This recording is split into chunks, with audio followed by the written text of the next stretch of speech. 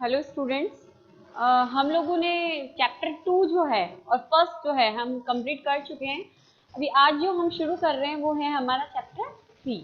बड़ा इम्पोर्टेंट है। इंडेक्स के अंदर अगर आप देखते हो इसके मार्क्स डिस्ट्रीब्यूशन वाले में, तो उसमें आपको 3 नंबर दिए हैं, लेकिन जो 2 साल से पेपर आ रहे हैं उसमें से इस चैप्टर से क्वेश्चन जो आ रहा है वो 4 नंबर में आ रहा है। और बड़ा इजी से मतलब जो क्वेश्चंस आते हैं वो आते हैं इस चैप्टर से।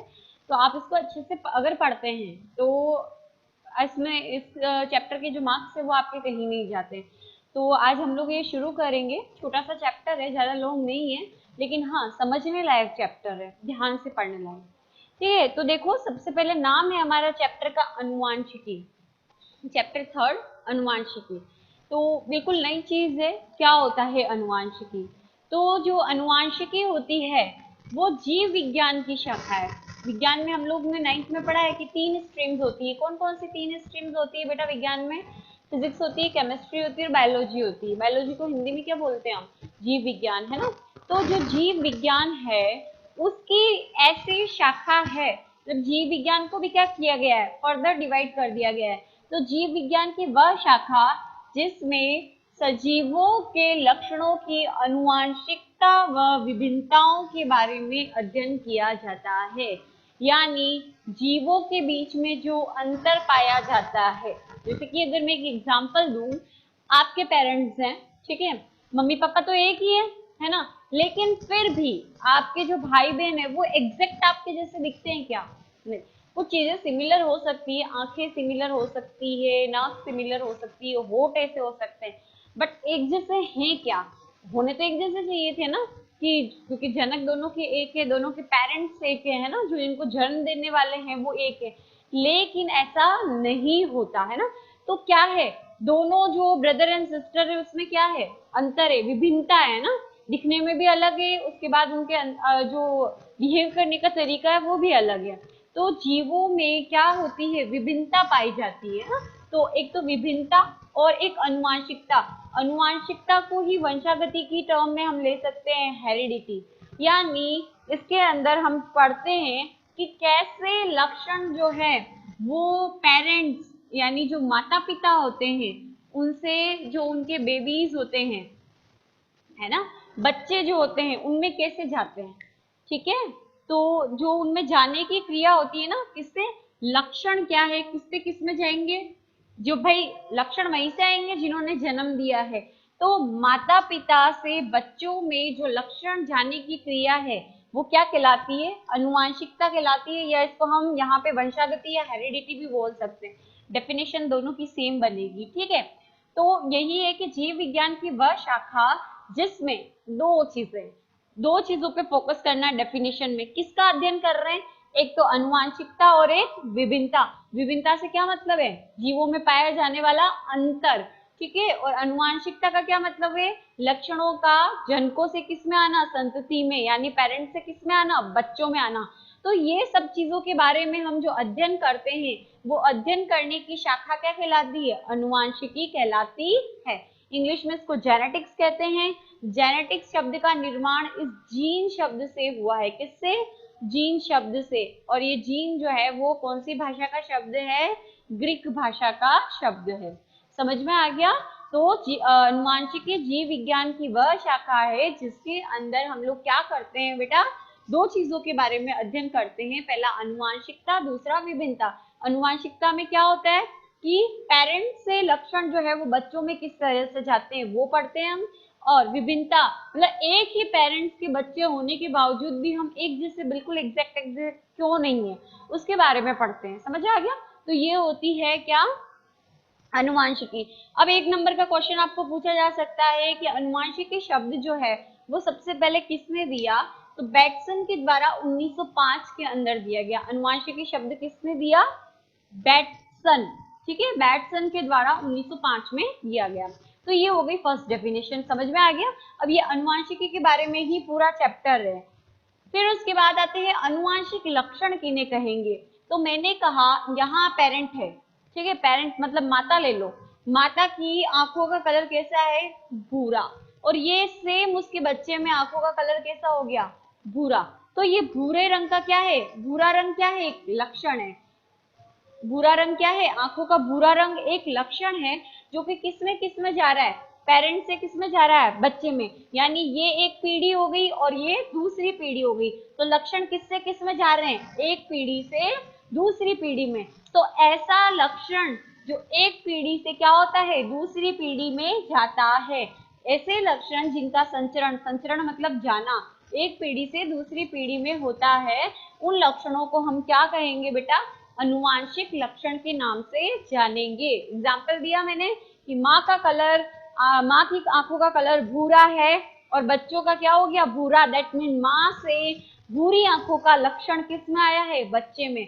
तो ये भूरा रंग जो है, जो लक्षण है, वो क्या कहलाएगा? अनुवांशिक लक्षण। ठीक है, फिर आता है नेक्स्ट डेफिनेशन, वंशागति या हेरिडिटी। आपको पूछी जा सकती है, सब एक एक नंबर के क्वेश्चन है, ध्यान रखना।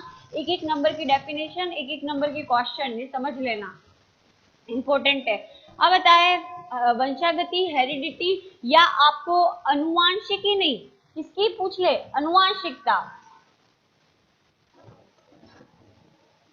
तो भी यही लिख के आनी है डेफिनेशन। ठीक है, अनुवांशिकता में, हेरिडिटी में, कि अनुवांशिक लक्षणों का जनक पीढ़ी से संतति में, जनक यहाँ पे कौन है बेटा? पेरेंट्स, माता पिता, है ना। संतति यानी उनके बच्चे। ठीक है, तो अनुवांशिक लक्षणों का जनक पीढ़ी से संतति पीढ़ी में जाना, जाने की ये क्रिया क्या कहलाएगी? वंशागति कहलाएगी। जो लक्षण जाते हैं पेरेंट्स से बच्चे में, वो तो अनुवांशिक लक्षण कहलाएंगे, है ना। और अनुवांशिकता या वंशागति किसको कहेंगे? वह क्रिया जिसके माध्यम से लक्षण का, अनुवांशिक लक्षण किसमें किससे जा रहे हैं? जनक पीढ़ी से किसमें जा रहे हैं? संतति पीढ़ी में। तो ये क्रिया हमारी क्या कहलाएगी? अनुवांशिकता या वंशागति कहलाएगी। अब आता है इसको, वंशागति को इंग्लिश में क्या कहते हैं? हेरिडिटी। हेरिडिटी शब्द का सर्वप्रथम प्रयोग स्पेंसर के द्वारा किया गया। ये भी एक नंबर की क्वेश्चन है, आपकी बुक में यूं का यूं दिया हुआ है, तो आपको पूछ सकता है कि हेरिडिटी शब्द का सर्वप्रथम गठन जो है किसके द्वारा किया गया? तो हेरिडिटी शब्द का सर्वप्रथम प्रयोग जो है वो स्पेंसर के द्वारा किया गया, और अनुवांशिकी का बैटसन ने किया था। ये चीज ध्यान रखना। ठीक है, अब ये जो आपने देखा है, एक नंबर का क्वेश्चन और आ सकता है कि ये जो विभिन्नताएं होती है, हम एक ही पेरेंट्स के बच्चे हैं, लेकिन फिर भी क्या होता है? हम एक जैसे नहीं होते हैं। तो उसका कारण क्या होता है? ये कारण आपको जरूर पूछा जा सकता है कि भाई जनक एक ही है तो बच्चे तो एक ही जैसे होने चाहिए थे, लेकिन ऐसा नहीं होता। तो ये जो विभिन्नता आने का कारण बताइए, ये कारण हमको क्या किया जाता है? पूछा जाता है। तो देखो कारण क्या है? कारण क्या होता है? देखो, बच्चों का निर्माण होता है ना, बच्चों का निर्माण होता है। अभी जनन चैप्टर हमने पढ़ा है, शुक्राणु और अंडाणु। अंडाणु किससे आता है? माता से, है ना। और शुक्राणु क्या है? नर युग्म के, तो पिता से आएगा। ये दोनों मिलते हैं तो क्या बनता है? युग्मनज बनता है। और युग्मनज में विभाजन से क्या बनता है? भ्रूण बनता है ना। भ्रूण आगे डेवलप हो जाता है बच्चे के अंदर, यही रहता है, ये क्रिया होती है ना। तो देखो यहाँ पर ये जो शुक्राणु है बेटा और ये अंडाणु है, वो किससे बन रहे हैं? जनन कोशिका से। जनन कोशिकाओं में डिवाइडेशन हो रहा है तब। और ये क्योंकि गुणसूत्र के अंदर नंबर ऑफ क्रोमोसोम क्या होते हैं? हाफ। अंडाणु में भी क्या होते हैं? हाफ। तो जिस कोशिका से इसका निर्माण हो रहा है उसमें क्या होगे? 2n।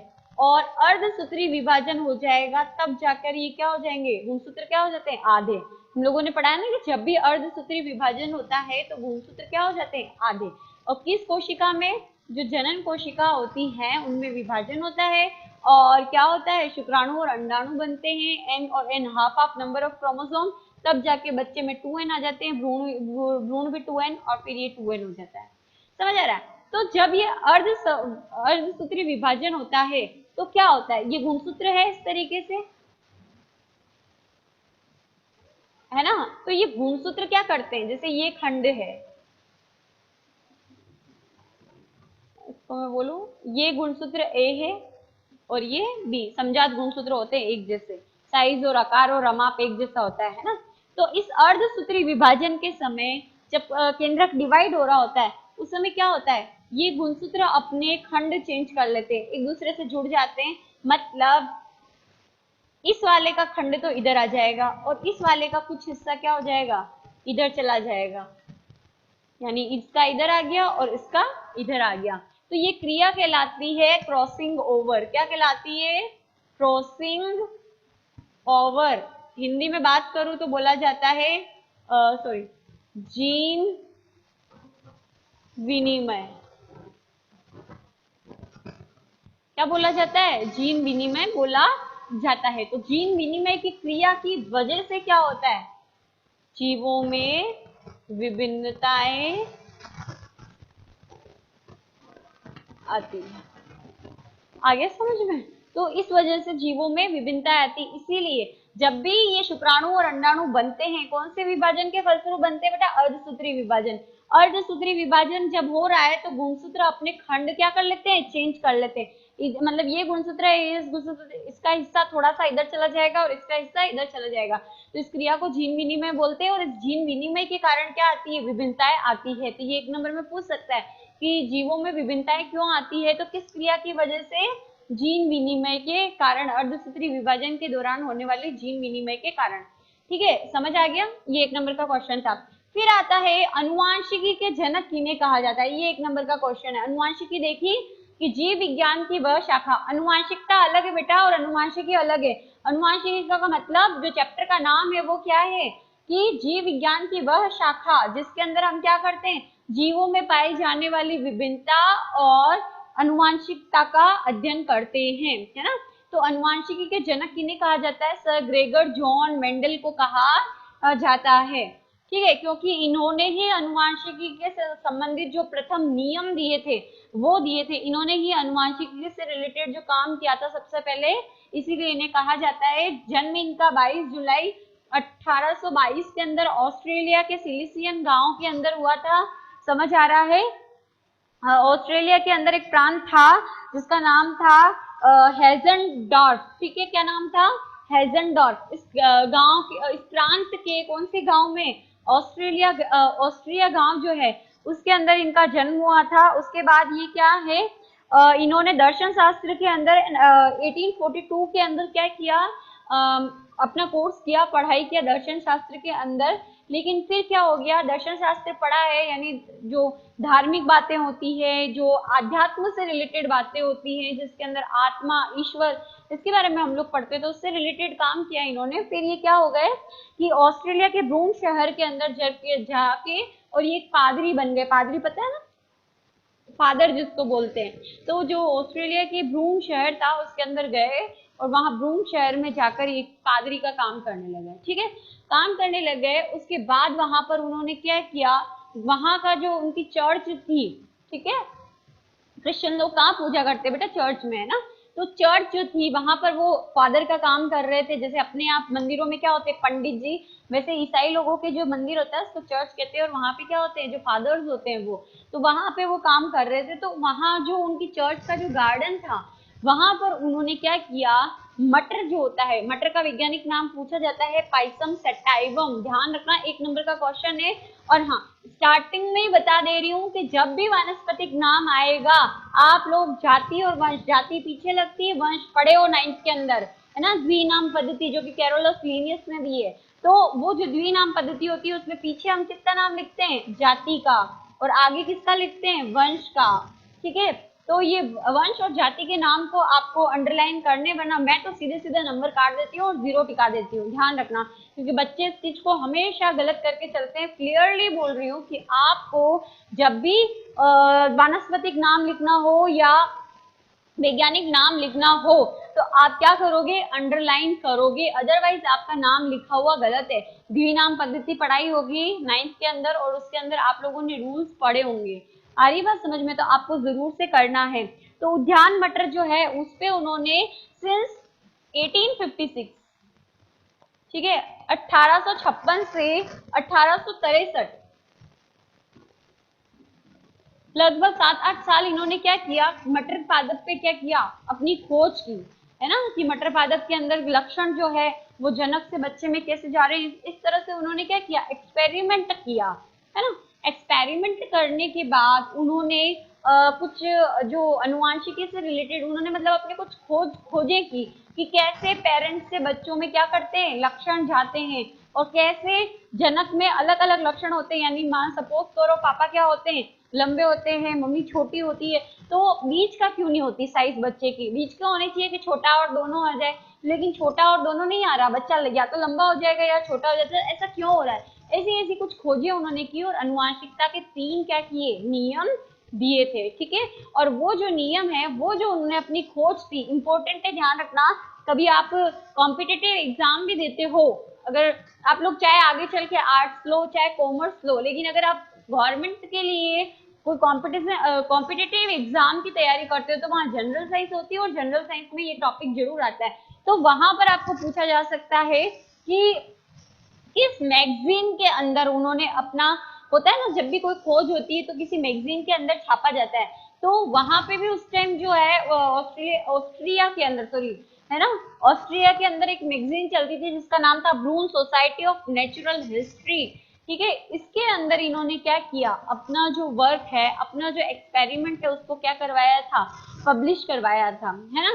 लेकिन देखो ये अनुवांशिकता के तीनों नियमों को उन्होंने मेंडलवाद करके नाम दिया था। उन्होंने अनुवांशिकी के कितने नियम दिए बेटा, 3, ठीक है। और इन 3 नियमों को किसमें छपाया, सबसे पहली बार ब्रून सोसाइटी ऑफ नेचुरल हिस्ट्री के अंदर इन्होंने क्या किया, पब्लिश होने के लिए दिया, और उस मैगजीन ने छापा भी सही, है ना। तो इनको जो 3 नियम दिए उसने, 3 अलग अलग नियम दिए जिनको अभी हम लोगों ने पढ़ना है, उसको कंबाइनली उसने नाम दिया मेंडलवाद। क्या नाम दिया, मेंडलवाद। तो मेंडलवाद करके इन्होंने क्या किया, अपना जो एक्सपेरिमेंट है उसको छापा।